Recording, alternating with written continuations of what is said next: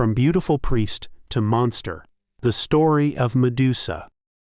Medusa is a monster in Greek mythology. Her hair is a group of poisonous snakes, and her gaze can turn anyone into stone. Medusa was originally a beautiful priestess, serving the goddess Athena in her temple. Her beauty attracted many people's attention and also aroused the desire of the sea god Poseidon. One day, when she was praying alone in the temple, she felt an unusual presence. She looked up and found herself facing Poseidon. His eyes were full of desire, and he openly expressed his love for Medusa. However, Medusa firmly rejected him, reminding him that she had sworn to dedicate herself to Athena and could not betray her oath. Poseidon was angry at Medusa's rejection. He was not used to being rejected, especially by a mortal female priestess. He decided to take her by force and deception. Poseidon used his divine power to isolate the temple, making it impossible for the outside world to hear Medusa's cries for help. He forcibly possessed her, ignoring her rejection and crying. At this moment, Medusa felt extreme despair and helplessness. However, her crying caught Athena's attention, and the goddess decided to go and check. When she arrived at the temple, she saw Medusa's crying and Poseidon's arrogance, and she angrily accused Medusa of defiling the temple. Athena had no sympathy for Medusa's plight. She believed that Medusa had seduced Poseidon and should be punished. Athena decided to punish Medusa in an extreme way. She turned Medusa's hair into poisonous snakes, making her appearance terrifying. In addition, she gave Medusa's gaze the power to petrify, to forever remind her of this crime. At this moment, Medusa's life completely changed. She turned from a beautiful priestess into a monster. Medusa could not bear her own appearance, nor could she bear the gaze of others. She left the temple and flew to the edge of the world. She settled on a desolate island, accompanied by her two sisters, Steno and Euryale. They were all Gorgon witches, but only Medusa was a mortal and could be killed. Their island was surrounded by creatures petrified by Medusa, forming a terrifying barrier. No one dared to approach them, and no one could escape their clutches. Medusa's life became dull and lonely. She longed for love and warmth, but she knew it was impossible. She was dissatisfied and angry with her fate. She began to hate everyone, especially Athena and Poseidon.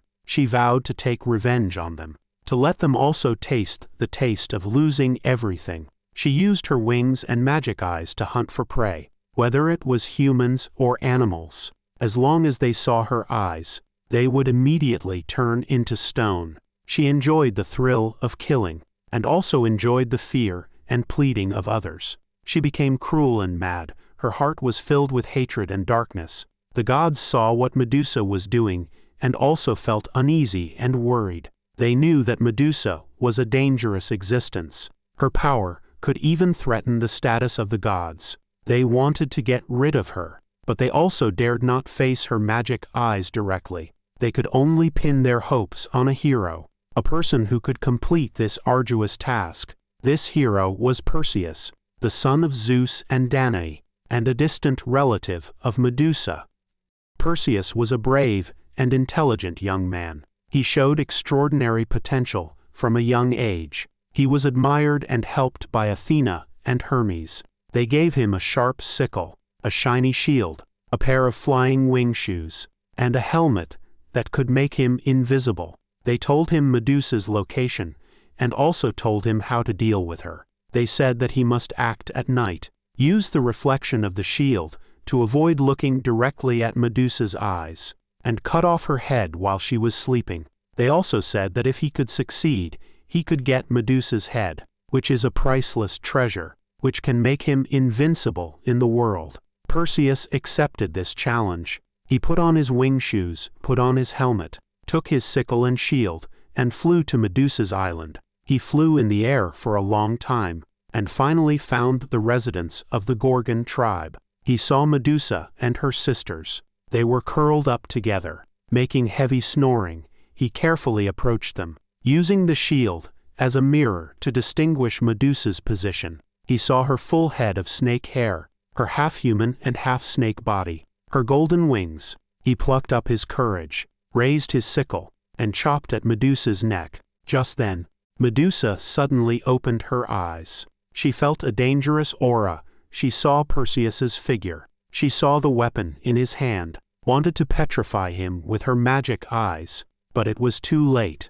Perseus's sickle had already crossed her throat. Her head had been cut off, and blood spurted out. Her snake hair was still twisting, her eyes were still flickering, her mouth was still moaning. Her last scream woke up her sisters. They were horrified to see her body. They were angry to see Perseus. They wanted to chase him, wanted to take revenge. But Perseus had already put on his helmet and became invisible. He quickly escaped from the island, carrying Medusa's head, and returned to Greece. Perseus completed his task. He got Medusa's head. He also received the praise and reward of the gods. He used Medusa's head to kill a terrifying sea monster, rescued the beautiful fairy Andromeda, and became her husband. He defeated all his enemies, rescued his mother, and became a great hero. Finally, he gave Medusa's head to Athena as a gratitude and respect for her. Athena accepted his gift. She inlaid Medusa's head on her shield as her symbol and weapon. Athena also had a bit of pity and sympathy for Medusa. She believed that Medusa was an unfortunate victim. Her sin was not entirely her responsibility. She decided to give Medusa a place to rest. She buried Medusa's body in the desert of Libya. She turned Medusa's blood into precious coral and pearls. She put Medusa's children in the depths of the sea. She hoped that Medusa could find some peace and happiness after death.